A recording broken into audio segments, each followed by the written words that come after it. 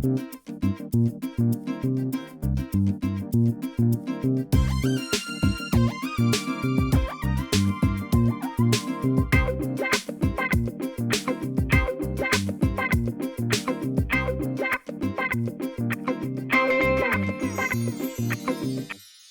वालेकुम नाज़रीन, मैं हूं ज़फ़र डोगर और आप देख रहे हैं प्रोग्राम आज 41 के साथ। नाज़रीन, आज हम आपकी मुलाकात करवाएंगे फैसलाबाद के एक कामयाब बिजनेसमैन से जिन्होंने सीड्स के ज़रिए पाकिस्तान में नाम पैदा किया। बीज, वो पूरी दुनिया जहां से बीज मंगवाते हैं और हर तरह के बीज होते हैं। इतनी वैरायटी है उनके पास कि आप जब उनके फार्म पे जाएंगे, उनकी बातें सुनेंगे, उनके ऑफिस को देखेंगे तो ख़ुद दंग रह जाएंगे। और उनके पास इतने ओहदे हैं, इतनी एसोसिएशंस के वो मेंबर हैं कि उसको शुमार करना भी फौरी तौर पर मुश्किल होगा। वो Faisalabad chamber of commerce and industry के एग्जेक्टिव मेंबर हैं, पाक चाइना चैम्बर ऑफ कॉमर्स के भी एग्जेक्टिव मेंबर हैं। इसके साथ साथ फेडरल टैक्स ombudsman के एडवाइज़र हैं, फैसलाबाद सीड एसोसिएशन के president, vice chairman seed association of Pakistan और बहुत से दीगर ओहदे उनके पास हैं। आज आपकी मुलाकात करवाते हैं मियां गुलजार अहमद से। आइए, हम मियां गुलजार साहब के घर पहुंच चुके हैं, आइए मिलते हैं।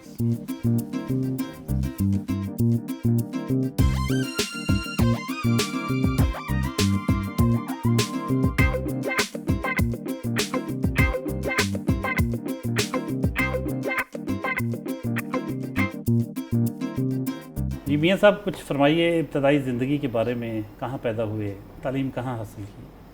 बिस्मिल्लाहिर्रहमानिर्रहीम। थैंक यू डॉक्टर साहब, आज आपने हमें टाइम दिया। मैं बिलोंग करता हूँ जी रहीम खां से। मेरी पैदाइश भी अल्हम्दुलिल्लाह वहीं की है और मैट्रिक तक मैंने वहीं कॉलोनी हाई स्कूल में तालीम हासिल की है। उसके बाद मैं फिर 82 में फैसलाबाद आ गया। 77 तक मैंने तालीम हासिल की। 77 वो साल था जब भुट्टो के ख़िलाफ़ तहरीक चली हुई थी और ये पहली से ले के 9th तक बग़ैर इम्तिहान के अगली क्लास में उन्होंने कर दिया। और 10th का जब जुलूस ख़त्म हुआ तो उन्होंने कहा जी इम्तिहान दे दो। हमारी 40 लड़कों की क्लास थी, 4 लड़के पास हुए, बाकी 36 के कम पढ़ा गए। ये हमारा साल था मैट्रिक का। उसके बाद फिर वाले साहब का बिज़नेस था सीड का, उसी में चले गए उनके साथ। तो फिर चूँकि वो शहर छोटा था, मार्केट छोटी थी और ये बड़ी मार्केट थी फैसलाबाद। फिर 82 में मैं फैसलाबाद मूव हो गया, फिर यहाँ आके अपना काम इस्टेब्लिश किया। तो यहाँ आके कहाँ आबाद हुए पहले? यहाँ आके मैं नाज़माबाद में जी, नाज़माबाद में रहा हूँ। फिर मैंने 82 में आया हूँ तो मैं 2011 तक मैं नाज़माबाद में रहा हूँ। फिर मैंने ये घर बना के तो फिर मैं यहाँ शिफ्ट हो गया। हाँ, 84 में मेरी शादी हुई जी। जब शादी हुई तब मैं फैसलाबाद में था। शादी मेरी जड़ा वाले में हुई और बारात के लिए मैं रहीम खां गया शादी से एक दिन पहले। वहाँ से बारात जड़ा वाले आई, वापस गई, वलीमा हुआ, उसके बाद फिर मैं फैसलाबाद। बड़े भाई जो हैं वो पंजाब यूनिवर्सिटी में पढ़ रहे थे उस टाइम। उसके बाद वो वहीं प्रोफेसर हो गए, वहीं वो अपने डिपार्टमेंट के हेड भी लगे गए। मेरी शादी 84 में, उनकी शादी 90 में हुई। मेरे से 6 साल बाद, चूँकि मैं ही यहाँ पर अकेला था, वाले साहब ने कहा लड़का अकेला है, कहीं ख़राब नहीं हो जाए, इसकी शादी का तो फ़ौरन। ऐसी बात खदशात जो थे मेरे ख्याल वो कोई इन्फॉर्मेशन की बुनियाद? नहीं, ऐसी बात नहीं है। पुराने बुजुर्ग थे, उन्होंने कहा जी अकेला क्यों अकेला रहता है, इसकी शादी को, मेरी शादी जल्दी की उन्होंने। तो ये किसका फैसला था कि कहाँ शादी कर?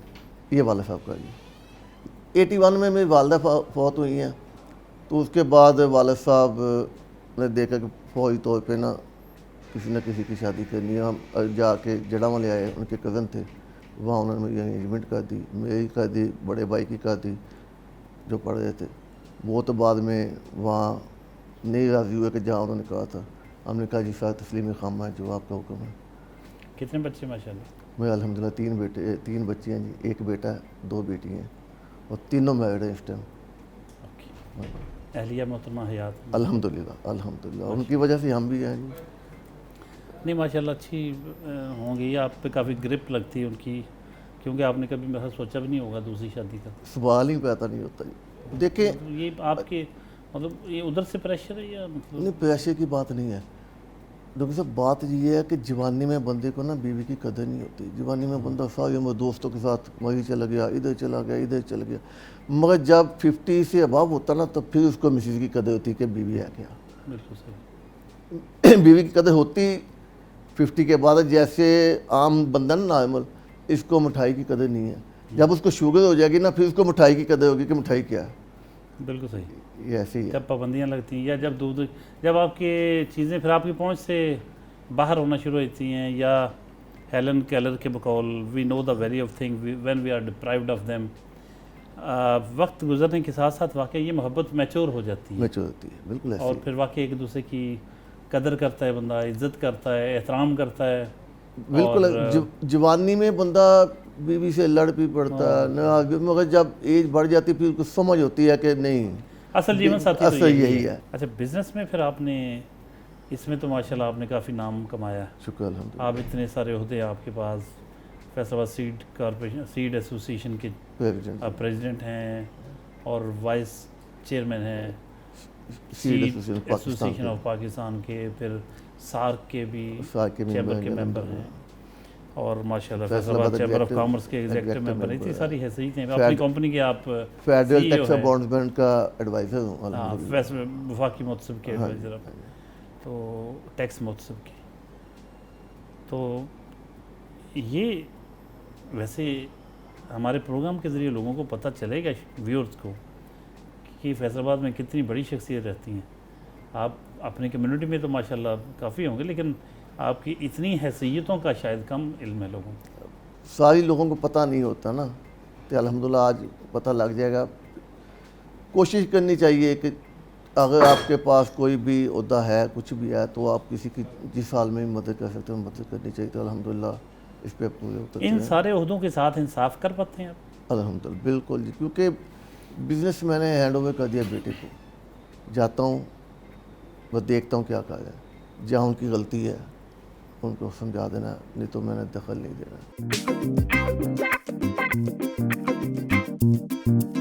ناشتے کی میز پر ہیں میاں گلزار احمد صاحب ہیں, اور ان کے 2 پوتے موجود ہیں, بہت کیوٹ. اور حاجی صاحب, میاں صاحب جنہیں ہم کہتے ہیں, بعض لوگ حاجی صاحب بھی کہتے ہیں. میاں گلزار صاحب کہتے ہیں کہ میری تو جان ہے یہ.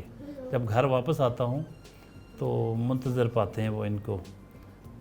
بیٹیاں دونوں, ان کی شادی ہو چکی ہے, صاحبزادے بزنس سنبھالے ہوئے ہیں, اور ان کا زیادہ وقت پھر گھر میں پوتوں کے ساتھ گزرتا ہے. میاں صاحب فرمائیے,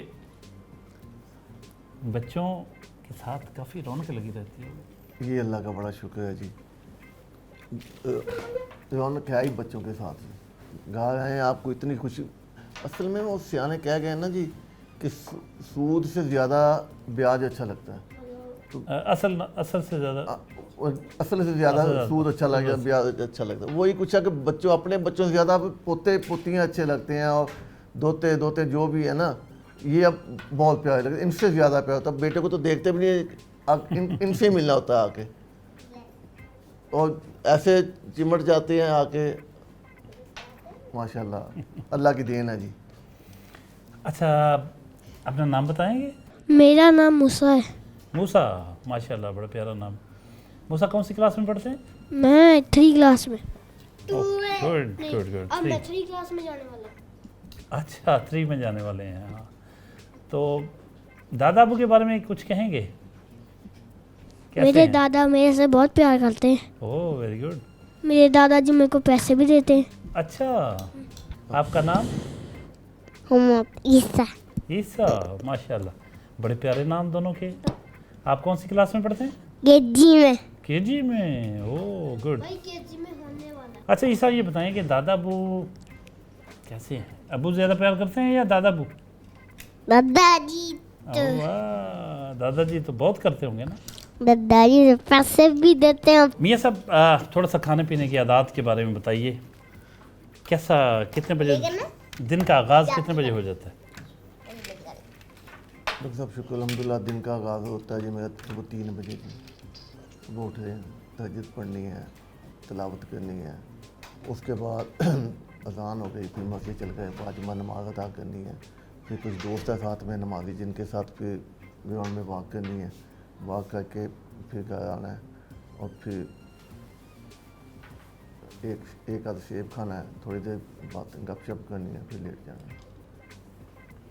بڑے ڈائٹ کانشیس ہیں آپ. ڈائٹ دیکھیں صبح سیب تو کھانا واک کے بعد تو ویسے ہی کھانا چاہیے, اس کے بعد ناشتے کا ٹائم ہو جاتا ہے. ناشتے میں میری الحمدللہ روٹین ہے کہ میں نے 2 ابلے انڈے لینے ہیں, 3 کھجور لینی ہے اور 2 اخروٹ اور 1 دودھ کا گلاس لینا ہے ہلدی ڈال کے, کچی ہلدی ڈال کے. یہ میرا ناشتہ ہے.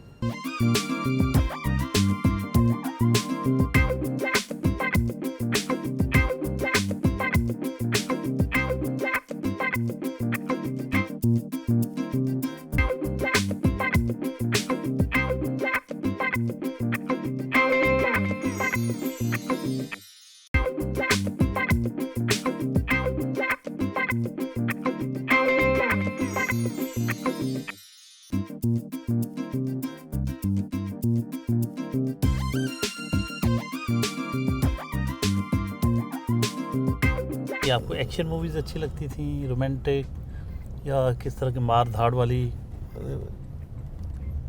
پنجابی فلمیں تھیں جی, پنجابی مار داڑ والی دیکھتے تھے جا کے. سلطان رائی کی فلمیں دیکھ لی. سلطان رائی ان دنوں چھائے ہوئے ہاں تھے, چھائے ہوئے اچھے لگتے تھے. ہاں اچھے لگتے تھے. وہ ظلم کے خلاف لڑتا تھا نا, تو لگتا تھا کہ کتھارسس بھی ہوتا ہے بندے کا. تو گانا کوئی ان فلموں میں اس دور میں جو آپ کو اچھا لگتا ہو, کوئی یاد ہے؟ کوئی یاد نہیں. اچھا, ہیرو تو آپ نے بتا دیا. ہیروئن کون سی اچھی لگتی تھی؟ آج کی بات نہیں کر, وہ ماضی کی جب آپ فلمیں دیکھتے تھے. اس کے ساتھ پہلے آسیہ چلتی تھی جی, اس کے بعد میں اس کے ساتھ انجمن آ گئی. یا پہلے جب بالکل چھوٹے چھوٹے تب شبنم کا دور ہوتا تھا. شبنم کا دور ہوتا تھا جی. وحید مراد کے ساتھ آ گئی ہے, محمد علی. تب آپ اتنے بھی چھوٹے نہیں ہوں گے. نہیں, تب اسکول میں پڑھتے تھے نا جی. ہاں اسکول میں, تب تو اسکول نہیں نا, سیل میں نہیں جا سکتے تھے نا. ان کا دور تھا. اس کے بعد شبنم تو میں پھر چلے گئی بنگلہ دیش, چھوڑ گئی پاکستان کی انڈسٹری کو. ہاں, شبنم کی فلمیں تو ہم بھی دیکھتے رہے ہیں زمانہ طالب علم میں. حاجی صاحب, آپ نے مطلب ان کو اپنے بہت ماضی میں پہنچا دیا. لیکن بہرحال کیا دور تھا, کیا اس وقت فیملیز کے ساتھ سینما گھر جانے کا بھی ٹرینڈ ہوتا تھا. ابھی بھی آپ آنے گانے لگے ہوں گے کسی وقت ریڈیو پہ, تو آپ انجوائے کریں گے پرانے گانے. نئے گانے تو کچھ بھی نہیں ہے. ہاں, اس وقت شاعری پہ فوکس تھا اور میوزک اچھا ہوتا تھا. اس وقت سارا کوالٹی بڑی ہوتی تھی چیزوں میں نا. اب تو خیر وہ ڈسپوزیبل سا دور ہے, اس میں گانے بھی ایسے ہی آ رہے ہیں, چیزیں ایسی چل رہی ہیں. گھر سے نکلتے ہیں نا, کسی گاڑی میں ویڈیو لگا لیتے ہیں فیصل آباد 93, تو اس پہ پرانے گانے, کبھی پنجابی کبھی اردو پاکستانی گانے لگے ہوتے ہیں, اور اچھے کوئی شاعری ہوتی ہے. ابھی تو کچھ بھی نہیں ہے, کوئی ادھر سے پکڑی تو کوئی ادھر سے پکڑی انہوں نے.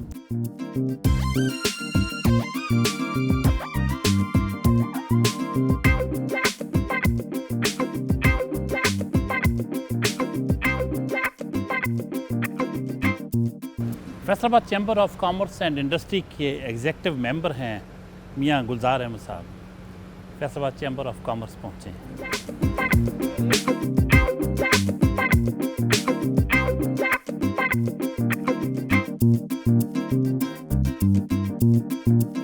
میاں صاحب, فیصل آباد چیمبر آف کامرس ماشاء اللہ پاکستان کا اتنا بڑا چیمبر ہے. آپ ایگزیکٹو ممبر کی حیثیت سے آپ نے کیا آبزرو کیا کہ کتنا پوٹینشیل ہے فیصل آباد میں, اور کیا اس کو فیصل آباد کو کہاں آپ سمجھتے ہیں کہ اس کو کہاں ریٹ کرنا چاہیے پورے پاکستان کے چیمبر آف کامرس میں, اور کیا ضرورت ہے کہ فیصل آباد کے لیے یہاں کے صنعت کاروں کو, یہاں کی بزنس کمیونٹی کو کس قسم کی سہولتوں کا تقاضا کرتے ہیں, آپ ڈیمانڈ کرتے ہیں؟ فیصل آباد چیمبر ڈاکٹر صاحب کہنے کا تو پاکستان کا تیسرا بڑا چیمبر, مگر یہ لیڈ کا ہے پہلے نمبر پہ.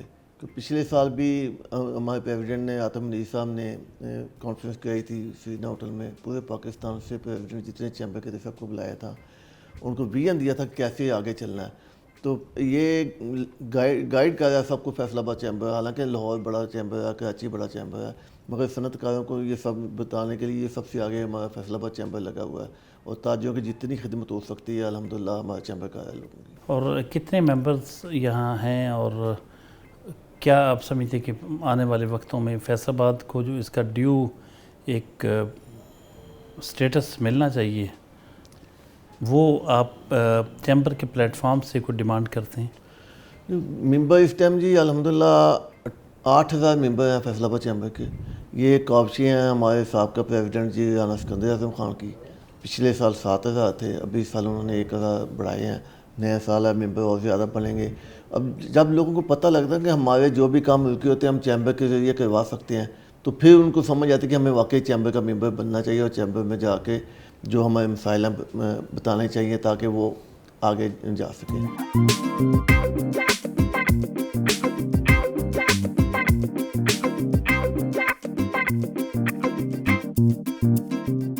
زندگی میں سب سے زیادہ خوشی آپ کو کس وقت محسوس ہوئی؟ سب سے زیادہ خوشی جب میرا پوتا پیدا ہوا جی، تب مجھے سب سے زیادہ خوشی محسوس ہوئی جی، یا جب میں پہلی دفعہ جا کے میں نے خانہ کعبہ دیکھا ہے تب محسوس ہوئی۔ یہ دو موقع ہیں جی جب بہت زیادہ خوشی محسوس ہوئی جی، اور اللہ کا شکر ادا کیا کہ جب خانہ کعبہ پہنچ کے بھی یقین نہیں آتا اپنے کو میں یہاں پہ پہنچ گیا ہوں، تو چوٹی کاٹ کے میں کہ اللہ کے گھر میں حاضر ہو گیا ہوں، اللہ نے مجھے بلا لیا یہاں پہ، یہ اللہ کا کرم ہے جی، تب مجھے بہت ساری زیادہ خوشی زندگی ہوئی۔ جس طرف منہ کر کے بندہ نمازیں پڑھتا ہے، جب اس کعبہ کو اپنے سامنے دیکھتا ہے یا اپنے آپ کو وہاں پاتا ہے تو بہت میں نے الحمدللہ ایک سجدہ ایسا کیا کہ میرے اور کعبے کے درمیان میں 1 انچ کا بھی فرق نہیں تھا، میں سجدہ کر رہا تھا، میں ساتھ جو ہے کعبہ کو لگ رہا تھا ساتھ میں۔ ماشاء اللہ، وہ لمحہ دوبارہ مجھے نہیں آیا کہ وہ حتیم میں جا کے نفل پڑھے تھے، باقی باہر میں تو پیچھے کر دیتے ہیں، حتیم میں جو پڑھے تھے وہ بالکل میرا ساتھ کعبے کے ساتھ میں سو رہا تھا جب میں سجدہ کر رہا تھا۔ انسانی رویوں کو اگر دیکھیں تو کیا چیز آپ کو خوشی دیتی ہے اور کس چیز سے آپ اریٹیٹ ہوتے ہیں؟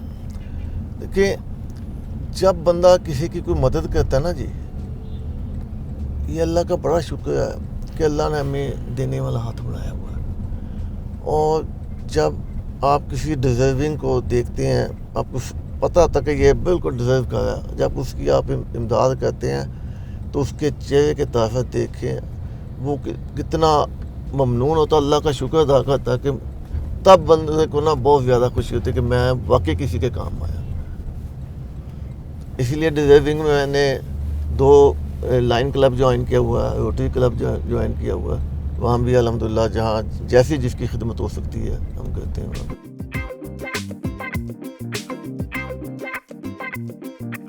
رجکوٹ روڈ پہنچے ہیں جہاں میاں صاحب کا کاروباری آفس ہے، گرین گولڈ ایگری سیڈز کے نام سے، آئیے آپ کو دکھائیں۔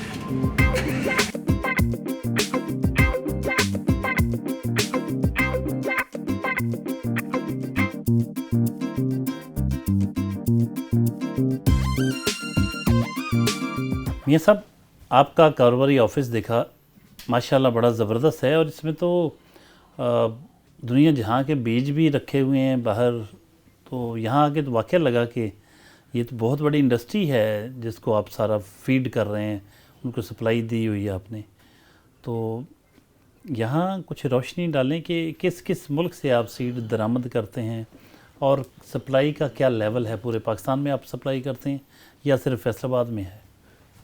سیڈز ہم نیوزی لینڈ سے لے کے یو ایس اے تک پورے ورلڈ سے سیڈ ہم امپورٹ کرتے ہیں، کوئی مختلف چیزیں ہیں، کوئی چیز کسی ملک سے آتی ہے، کوئی اب میں آپ کو بتاتا ہوں کہ نیوزی لینڈ سے ہم منگاتے ہیں مٹر کا سیڈ ہم نیوزی لینڈ سے منگاتے ہیں، آسٹریلیا سے ہم گھاس منگاتے ہیں جانوروں کے لیے، وہ ہم آسٹریلیا سے منگاتے ہیں، شلغم کا سیڈ ہم یو ایس اے سے منگاتے ہیں، مولی ہم کوریا سے منگاتے ہیں، مرچ کا سیڈ ہم کوریا سے منگاتے ہیں، مختلف ٹماٹر ہم کچھ چائنا سے منگاتے ہیں، کچھ یورپ سے منگاتے ہیں، مختلف ہے، جہاں دنیا میں کوئی چیز اچھی چیز جہاں سے ہے نا وہاں سے ہم پاکستان لے کے آتے ہیں، اور یہاں ہمارا پورا نیٹ ورک ہے، کراچی سے لے کے پشاور تک ڈیلر نیٹ ورک ہے، ہمارے سیل مینیجر ہیں مختلف علاقوں میں جن کو ہم نے دیے ہوئے ہیں، ان کے ذریعے پھر پورا ڈیلروں کے تھرو پورے پاکستان میں ہمارا کام چلا ہے جی.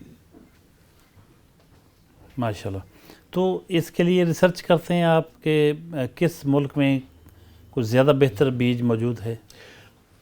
میں نے آپ کو بتایا کہ ہم جاتے ہیں دنیا میں، جا کے وہاں دیکھتے ہیں کہ وہاں ان کے ملک میں کون سی چیز اچھی لگی ہوئی ہے، ان کی فیلڈ دیکھتے ہیں. ہم شہر میں گھوم کے نہیں آ جاتے، ہم وہاں بھی گاؤں میں جاتے ہیں. سمجھے، گاؤں ہیں ان کے جو فارم ہے وہاں پہ جانا ہے، وہاں پہ دیکھنا ہے انہوں نے یہاں کیا کیا لگایا ہوا ہے. وہاں سے پھر ہم نے سیمپل لے کے آنے ہیں.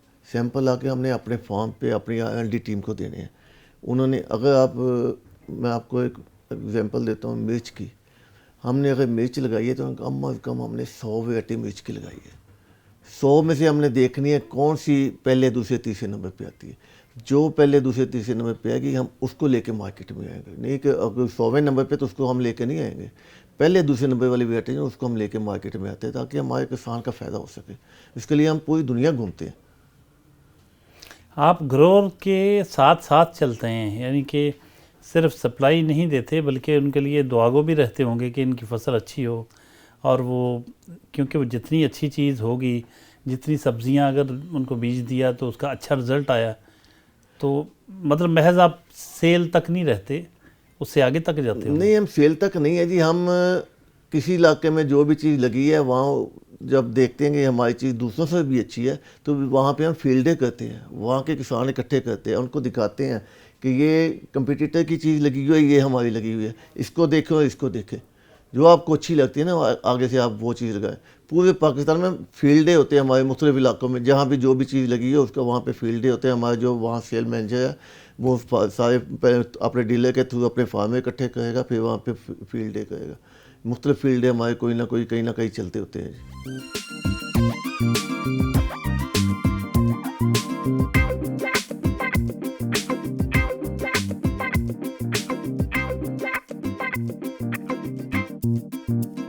بظاہر جب ہم آئے سیڈ کارپوریشن یا سیڈ ایسوسیشن کے آفس تو ہم یہ سمجھتے تھے کہ شاید کوئی معمولی قسم کا ایک ایسا آفس ہوگا جس میں کوئی چھوٹا موٹا کاروبار چھوٹا موٹا جو ہوتا ہے اس کے بس مختصر سا آفس ہوگا.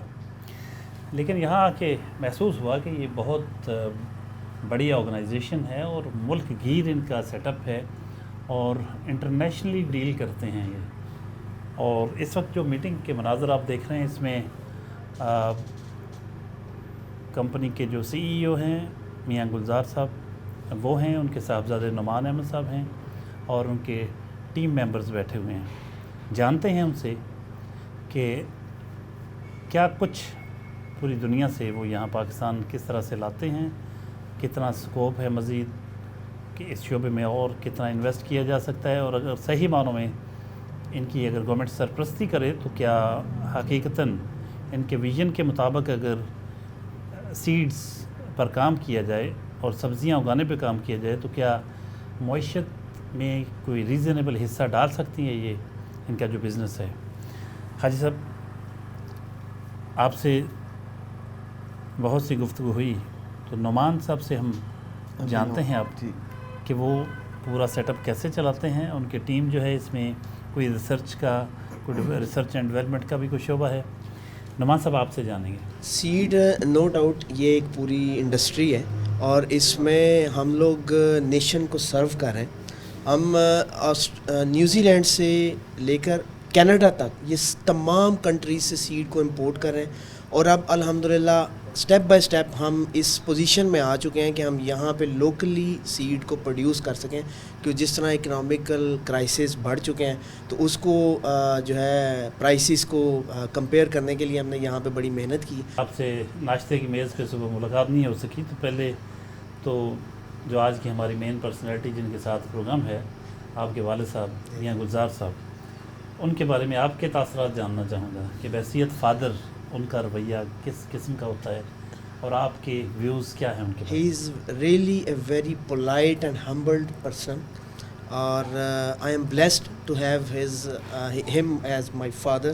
ہی is a real mentor in my life. My name is Dr. Mohammad Ikram ul Haq and I'm currently working as production manager in this company. اور اگر بریفلی میں ایکسپلین کروں اس پروڈکشن کے پورے ڈپارٹمنٹ کو تو جتنا بھی seed from all over the world ہم امپورٹ کرتے ہیں وہ ہم اس طرح نہیں ہے کہ ہم نے یہاں کنٹری سے سیڈ پکڑا اور پکڑ کے ہم نے فارمرز کو ڈلیور کر دیا. الحمدللہ ہمارے پاس مور دین 100 ایکڑس پہ ہمارا ریسرچ اینڈ ڈیولپمنٹ کا فارم ہے.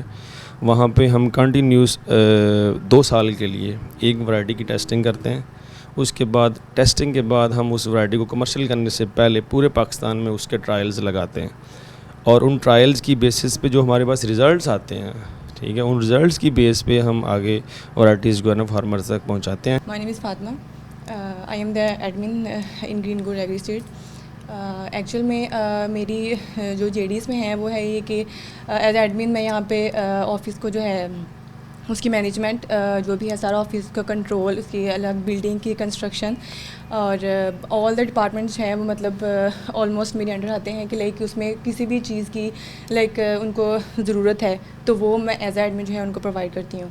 تو green gold agri seed according to اگر ان کی سیڈ پروڈکشن کو دیکھا جائے تو انٹرنیشنلی ڈیل کر رہی ہے اور پاکستان میں ایک فائنسٹ کمپنی ہے. My fair name is Sana Shehbaz and I am working here as an accountant. اور میرا کام یہاں پہ ہے اکاؤنٹنٹ, مطلب سیل انوائس سے لے کے آرڈر کے جتنا بھی اس کی ٹرانزیکشن وغیرہ ہوتی ہے, لیجر کو میٹ کرنا اور ٹرانزیکشن وغیرہ کو سب کو دیکھنا اور بینک اسٹیٹمنٹس وغیرہ دیکھنا اور سارے اکاؤنٹس کو میں ڈیل کرتی ہوں یہاں پہ. میرا نام لاریب اعجاز ہے. میں یہاں پہ as a human resources manager اپنی جو فرائض ہیں وہ سر انجام دیتی ہوں. میرا کام امپلائیز اور ہیڈ کے درمیان ایک برج کا کام کرنا ہے. اور اگر گرین گولڈ کی بات کروں تو گرین گولڈ ایگریکلچر میں ایک ایسا سیکٹر ہے جو کہ پاکستان میں بہترین سیڈ کی کوالٹی کے لیے کوشش کر رہا ہے اور کبھی بھی سیڈ کوالٹی پہ کمپرومائز نہیں کرتا. آئی ایم ڈاکٹر محمد کامران. میں یہاں پہ ڈیولپمنٹ مینیجر ہوں. جو سسٹینیبل ڈیولپمنٹ گول ہیں یونائٹڈ نیشن کے, اس میں جو موسٹ پریورٹی یا ٹاپ آف دا لسٹ ہے وہ زیرو ہنگر ہے. اور زیرو ہنگر جو ہے وہ لنک کرتا ہے فوڈ سیکیورٹی کو, اور فوڈ سیکیورٹی ڈائریکٹلی لنک کرتی ہے سیڈ سیکیورٹی کو. تو الحمدللہ میری جو کمپنی ہے یہ سیڈ سیکیورٹی میں ایک سگنیفیکنٹ رول جو ہے وہ کردار ادا کر رہی ہے. ایون دو ہمارے جتنے بھی سیٹ اپ ہیں جس میں سیڈ امپورٹ ہے یا کمرشل ٹرائلز ہیں اور اس کے علاوہ باقی جتنے بھی ڈپارٹمنٹس ہیں, یہ صرف اس کمپنی میں رہتے ہوئے تو اچھا کام کر ہی رہے ہیں بلکہ یہ دوسری کمپنیز ہیں ان کے لیے بھی ایک مشعل راہ ہے.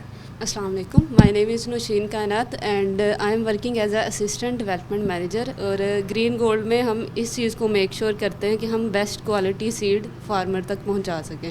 تو اس کے لیے ہمارے پورے پاکستان میں all over the world A S Ms کام کر رہے ہیں جو اس چیز کو میک شیور کرتے ہیں کہ وہ ہمارا جو سیڈ ہے وہ فارمرز تک پہنچا سکیں. میاں صاحب, اسٹاف آپ کا ماشاءاللہ بڑا ہائیلی کوالیفائڈ ہے, کیا کہیں گے آپ کی بظاہر تو نہیں لگتا تھا کہ اتنی بڑی کمپنی ہے آپ کی, لیکن آپ کی کمپنی کو دیکھ کے بڑی خوشی ہوئی, آپ کے اسٹاف سے مل کے بہت خوشی ہوئی. کیا ویژن آپ کا ہوتا ہے اسٹاف ممبرز کے ساتھ جب ملتے ہیں, میٹنگ ہوتی ہے, تو کن چیزوں پہ فوکس ہوتا ہے آپ کا؟ ہمارا فوکس تو یہی ہے کہ ہم دنیا سے جو بھی منگواتے ہیں اچھے سے اچھا منگوائیں.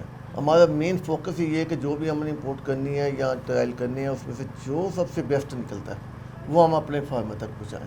یہی ہمارا مین جو ہے نا فوکس یہی ہے کہ اچھے سے اچھا سیڈ جو ہے نا کسان تک پہنچانا ہے. آپ ٹیم کے بارے میں کیا کہیں گے؟ ٹیم الحمدللہ میری بہت اچھی ہے جی. تو میرا رویہ بھی ان کے ساتھ بچوں جیسا ہی ہے. تو سارے یہ تقریباً جتنے ہیں سارے ابھی یہی ہیں, تو اچھے سے اچھا کام کر رہے ہیں اور کمپنی کو اوپر لے کے جا رہے ہیں.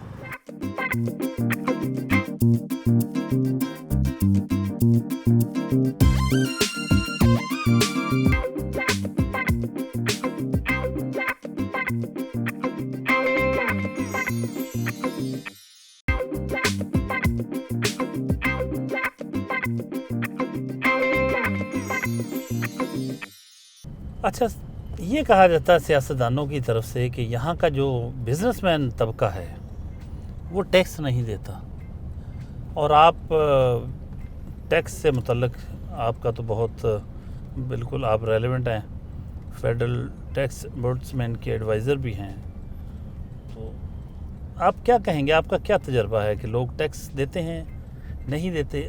اربوں کھربوں روپیہ لوگوں کے پاس ہے, یا ملک شہری امیر ہیں, ملک غریب ہے؟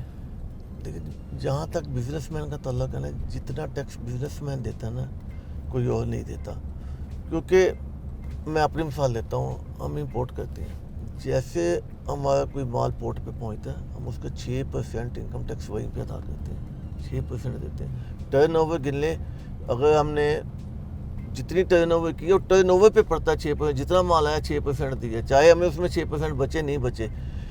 एग्रीकल्चर पे ये जितने बड़े बड़े ज़िम्मेदार हैं, सियासतदान हैं, साहब कोई वकील है तो कोई एग्रीकल्चर से आया, लैंडलॉर्ड है कोई ना कोई, भाई ये लोग टैक्स नहीं देते। एग्रीकल्चर पे जाके अपना कानून बनवा लेते हैं कि भाई एग्रीकल्चर पे टैक्स नहीं है, हालांकि सबसे ज़्यादा कमाई भी यही करते हैं। बिजनेसमैन ने तो जितना बिजनेस किया है उसने अपने मुलाजमों को दिया है, उसमें से टैक्स कट गया, अपना टैक्स दिया, सारा टैक्स बिजनेसमैन देता है जी। वो कहते हैं कि हम आटा उगाते हैं, यानी गंदम उगाते हैं, आटा बनता है, गन्ना बीजते हैं, गन्ना बोते हैं तो उसकी चीनी बनती है। जब आटा या चीनी महंगी होती है शोर मचता है। जब आप जूते ख़रीदें या कोई भी चीज़ मार्केट से ख़रीदें, बैग महंगे हो जाएं, कपड़े महंगे हो जाएं, कुछ भी महंगा हो जाए, कोई शोर नहीं मचता।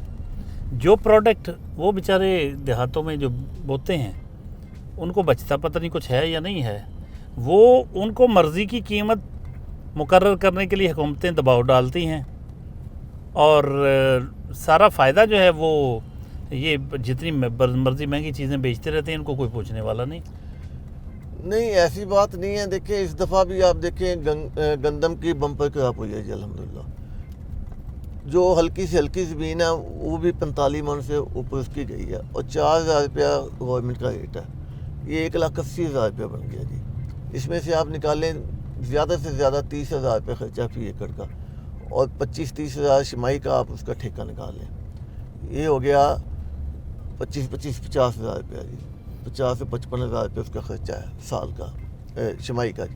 तो उसको बचे हैं 1,80,000 से, ये निकाल दें 1,10-15,000 रुपये उसको 3-3.5 महीने में बच गया और उसने क्या लेना है जी। अच्छे पैसे बचे हैं। मैं ज़राअत को ज़रा समझता हूँ, ज़राअत पे ख़र्चा तो बहुत ज़्यादा आता है, ओवर हेड एक्सपेंस बहुत होता है और जितने महीने उसकी केयर करना पड़ती है वो अलग से है। पानी का, बिजली का, पेट्रोल, जो वो जितनी उसको पानी देना, पानी कहाँ से आएगा, ज़मीनों को मिलता नहीं, ट्यूबवेल लगाते हैं वो बड़ा महंगा मिलता है। खैर एक और लंबी डिबेट छिड़ जाएगी कि काश्तकार ये कहता है कि उसको कुछ नहीं बचता। आप अब देख लें, जबकि जो सनतकार जो चीज़ें तैयार करते हैं वो मन माने रेट मुकर्रर करते हैं, उनको कोई पूछता नहीं है और टैक्स देने के वक्त वो सबसे ज़्यादा टैक्स चोरी करते हैं। ये खैर आप एक डिबेट में चल पड़ेंगे हम। आप ये बताएं कि जो सीड है, सीड वाले जो हैं उनके हिस्से में बिज़नेस, उनके हिस्से में जो टैक्स है वो कहाँ कहाँ लागू होता है? हमारा टैक्स जितना भी मैंने आपको बताया कि हमारा सीड टोटल इंपोर्ट पे है, और सारा इंपोर्ट होता है। जितना इंपोर्ट होता है वहाँ इंपोर्ट पे 6% इनकम टैक्स अदा करके फिर सीड लेके आते हैं। और ये जो आप कहें ना किसान को बचता नहीं है, आप मेरे साथ चले, मैं आपको अभी दिखाता हूँ। ये अभी सीज़न ये ख़त्म हुआ है गाजर का, सितंबर में लोगों ने लगाई है, दिसंबर स्टार्ट में गाजर निकाल ली है, कम से कम 3 से 3.5 लाख रुपये एकड़ की बचत हुई है। उसके बाद उन्होंने वहीं पे गंदम लगा लिए। किसान को पैसे बचते हैं और अभी अच्छे पैसे बचे अगर वो अपनी खेती को मैनेज करके चलाए।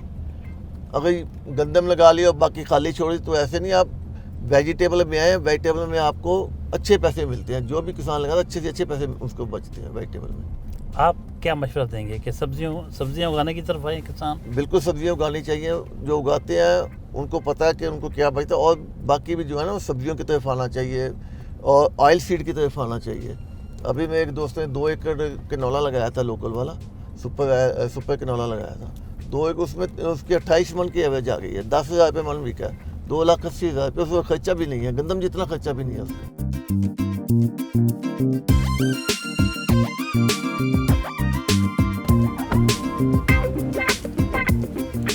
मियाँ साहब के agree research farm green gold RD farm पहुँचे हैं। आइए आपको दिखाते हैं कि किस तरह से यहाँ रिसर्च की जाती है। सब्जियों के जो बीज हैं उन पर तजर्बे किए जाते हैं, उनको की प्रोडक्शन के बारे में देखा जाता है कि कितनी प्रोडक्शन होगी।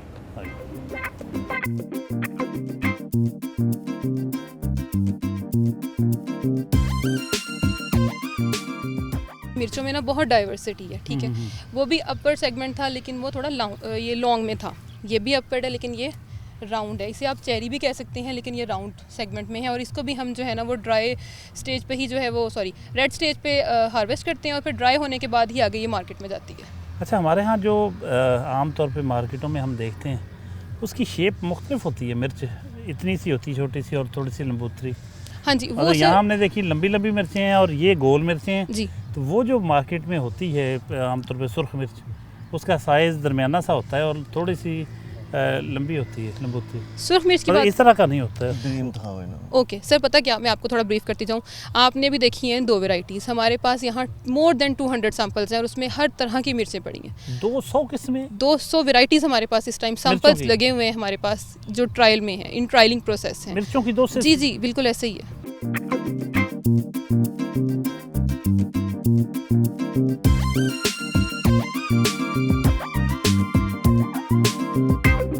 جی میڈم, یہ سورج مکھی کے پھول ہیں, آپ کے پاس لگتا ہے کافی ورائٹی ہے ان کی, اس کے بارے میں کچھ بتائیں گے؟ سر یہاں ڈفرینٹ ہم نے کلٹیورز اور ڈفرینٹ ورائٹیز جو ہے نا وہ ٹرائل کی ہیں اور ٹرائل کر رہے ہیں. ہم ان کو لاسٹ اسٹیج تک دیکھیں گے. اور جیسے کہ آپ کو پتہ ہے کہ پاکستان جو ہے وہ ایک بڑا امپورٹ بل ہے کہ ہم زیادہ تر جو آئل ہیں وہ امپورٹ کر رہے ہیں. اس چیز کو کیسے کنٹرول کرنا ہے, کیسے اچھی ورائٹیز کو یہاں انٹروڈیوس کرنا ہے تاکہ کسان ہم اور پاکستان جو ہے نا اس چیز پہ ان کا ایک گرپ ہو کہ ہماری جو امپورٹ بل ہے وہ کم سے کم ہو اور ہمارے پاس خود ایسی ورائٹیز ہوں جن میں اچھے والا جو ہے نا وہ آئل کنٹینٹ ہو. اور اگر ہم بات کریں نا کہ جو اس ٹائم پاکستان میں آئل اویلیبل ہے اس کی کوالٹی کی بات کی جائے تو وہ کوالٹی بالکل بھی اچھی نہیں ہے. فار ہارٹ پیشنٹس بہت خطرناک ہے جو آئل ابھی مارکیٹ میں ہے, ٹھیک ہے.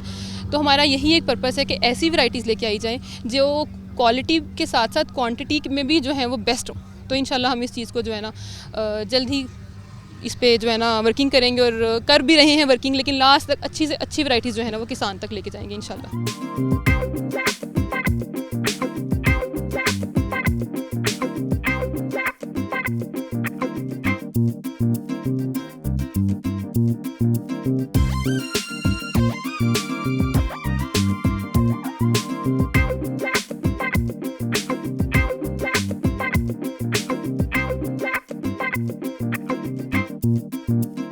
میاں صاحب یہ فرمائیے کہ سیڈز جو بیج ہیں ان کا ہماری معیشت میں, ہماری زراعت میں کتنے % حصہ ہوگا؟ کیا رول ہے ان کا, بنیادی رول, اس کو عام ویورز کو آپ سمجھانا چاہیں تو ہماری ایگریکلچر کا کتنے % اس پہ بیس کرتا ہوگا؟ سبزیاں, پھل, فصلیں. ایگریکلچر 100% بیس کرتی ہے سیڈز کے اوپر. میں نے پہلے بھی آپ کو بتایا سیڈز ہے تو ایگریکلچر ہے. اگر سیڈز نہیں ہے تو آپ کیا لگائیں گے؟ اگر کوئی سیڈ نہیں ہے تو آپ کی زمینیں تو خالی پڑی ہے نا. سیڈ ڈالیں گے تو کچھ نہ کچھ نکلے گا. ہماری ساری معیشت جو ہے نا یہ سیڈ پہ ایگریکلچر پہ چل رہی ہے. 30-35% جو ہے نا ایگریکلچر پہ ہے. ایگریکلچر کے ساتھ ہی ہمارا ملک اس لیے ایگریکلچر ملک کہلاتا ہے. تو سارا دار و مدار اس کا سیڈ پہ ہوتا ہے. اچھا سیڈ ڈالیں گے تو اچھی پیداوار آئے گی. اچھی پیداوار کے لیے ابھی زمانہ آ گیا ہائیبرڈ کا, تو ہم دنیا سے ہائیبرڈ ڈھونڈ کے لے کے آتے ہیں تاکہ ہمارے کسانوں کو اچھی پیداوار مل سکے.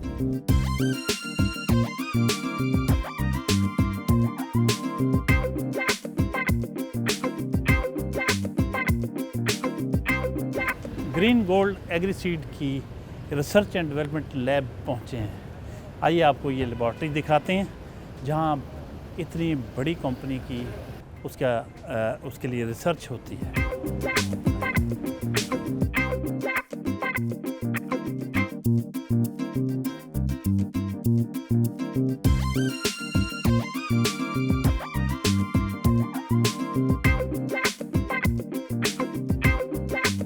یہ ایک انتہائی جدید لیب ہے اور اس کے پورے پروٹوکولز کا خیال رکھا جاتا ہے. اسی لیے ہم نے یہ پہنی ہے. ایک کوٹ سا ہے جو ان کا لازمی تقاضا ہے پہننے کے لیے جو انٹر ہوگا یہاں.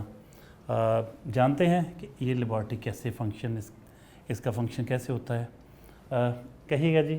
جی سر بیسیکلی یہ سیڈ ٹیسٹنگ لیبارٹری ہے جو کہ جدید ایکوپمنٹ کے ساتھ ان کے مکمل اس میں جتنے بھی ہمارے پاس جتنی کوالٹی کے ہیں یا پھر جتنے جدید اکوپمنٹس یہاں پہ رکھیں گے وہ انٹرنیشنل اسٹینڈرڈ کو میٹ کرتے ہیں. اور الحمدللہ ہماری لیبارٹری جو ہے وہ پاکستان میں اس لیول کی لیبارٹری کسی بھی ملٹی نیشنل کمپنی کے پاس نہیں ہے. تو الحمدللہ ہماری کمپنی جو ہے اور اس کی یہ والا اسٹیشن جو ہے یہ پوسٹ اینٹی کوارنٹائن سے ایکریڈیٹڈ بھی ہے, جو کہ department of plant protection department ہے پاکستان کا, جو کہ کمپنیز کو الاؤ کرتا ہے کہ جو بھی کمپنی سیڈ کو امپورٹ کرتی ہے ان کے پاس ایک ایڈوانس فیسلٹیز ہونی چاہیے انٹرنیشنل اسٹینڈرڈ کی. تو الحمدللہ ہم اس کو میٹ کرتے ہیں.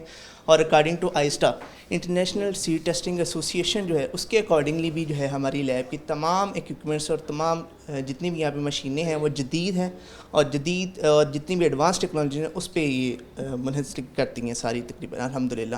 ان کے سیڈ کی اگر آپ اس کی دیکھا جائے کہ اس کا موئسچر لیول سے لے کے سیڈ کی پروسیسنگ تک جتنی بھی ایڈوانس جدید ٹیکنالوجیز ہیں وہ ہمارے پاس اس لیب کے اندر ہے الحمدللہ. اس کے ساتھ ساتھ ہماری لیب کے اندر آپ پیتھولوجیکل ایریا دیکھ سکتے ہیں. ہمارے پاس گروتھ روم ہے جو کہ اسپیسیفکلی جس طرح میں نے آپ کو بتایا کہ پوسٹ اینٹی کوارنٹائن سے یہ رجسٹرڈ ہے. اس میں سر اس کا بیسیکلی مقصد یہ ہے کہ ہمارے پاکستان کے اندر جو بھی ہم باہر سے جتنی بھی لاٹس جن کو ہم منگواتے ہیں سیڈ لاٹس ہیں ان کا ہم نے فرسٹ کوارنٹائن چیک کرنا ہوتا ہے ان کے اندر باہر سے کوئی سیڈ امپورٹ کر رہے ہیں اس پہ کوئی ڈیزیز یا کوئی انسیکٹ یا کوئی نیو پیتھوجن ہمارے پاکستان پہ ہمارے پورا ارض پہ تو نہیں آ رہا, ہمارے پاکستان کی زمین پہ تو نہیں آ رہا. اس جدید لیب کو جو سپروائز کرتی ہیں وہ میڈم بھی موجود ہیں, ان سے کچھ ویوز ان کے بھی لیتے ہیں.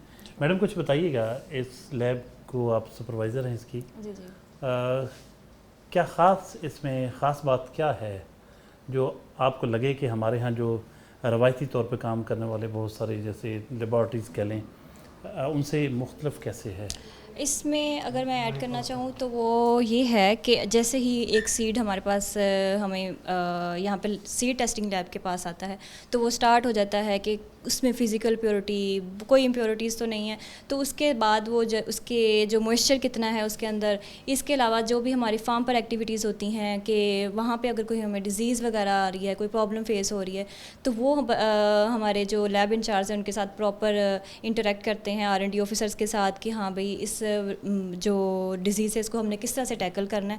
اس کے علاوہ اگر کوئی ایسی ڈیزیز ہو گئی جو کہ ویزیبلی ہمیں پتہ نہیں چل رہا کہ وہ کون سے اس کے کیا سمٹمس ہیں تو اس کو بھی ہم اپنے پیتھولوجی لیب میں کلچر کرتے ہیں باقاعدہ سے. اس کے علاوہ پھر ہم ان کو پھر بتاتے ہیں کہ ہاں یہ فلانی ڈیزیز ہے اور تو اس کو ہم اس طرح سے ٹیکل کریں گے. آخر میں میاں گلزار احمد صاحب سے جانتے ہیں کہ وہ اس ساری لیب کے بارے میں کیا کہتے ہیں, اوور آل اپنے پورے بزنس کو آج جو کچھ بھی ایکٹیویٹی ہماری رہی اس کے حوالے سے کیا کہتے ہیں اختصار کے ساتھ. میاں صاحب کیا کہیں گے؟ لیبارٹری جو ہے جی یہ مین جز ہے. اگر آپ کے پاس آپ کی لیبارٹری نہیں ہے, آپ کو کوئی پتہ نہیں ہے آپ جو فیڈ فروخت کر رہے ہیں اس میں کون سی بیماری آ رہی ہے, اس کے لیے سب سے پہلے جو بھی فیڈ آتا ہے اس یہاں کے لیبارٹری میں ٹیسٹ ہوتا ہے کہ اس میں کوئی ڈیزیز کوئی ہم کوئی غیر دوسرے ملک سے جو بھی منگائیں سیڈ منگائیں کے ساتھ اس کے ساتھ کوئی بیماریاں منگا رہے ہیں, اس کے لیے یہ اہم ہے. اور الحمدللہ ہماری لیبارٹری جیسی پاکستان میں کوئی لیبارٹری نہیں ہے. ہم سب سے پہلے اپنا فیڈ ٹیسٹ کر کے اس کے بعد آگے چلتا ہے. بہت شکریہ میاں صاحب, تھینک یو ویری مچ. ناظرین یہ تھے میاں گلزار احمد. آج ان کی آپ نے ایکٹیویٹی دیکھی صبح سے شام تک, ان کے خیالات سنیں, ان کے کولیگز کی, ان کے ٹیم ممبرز کے تاثرات سنیں, بہت کچھ آپ نے دیکھا. یقیناً کافی کچھ آپ کو بہت اچھا لگا ہوگا. اگلے ہفتے نئے مہمان کے ساتھ حاضر خدمت ہوں گے. تب تک کے لیے اجازت. اللہ حافظ.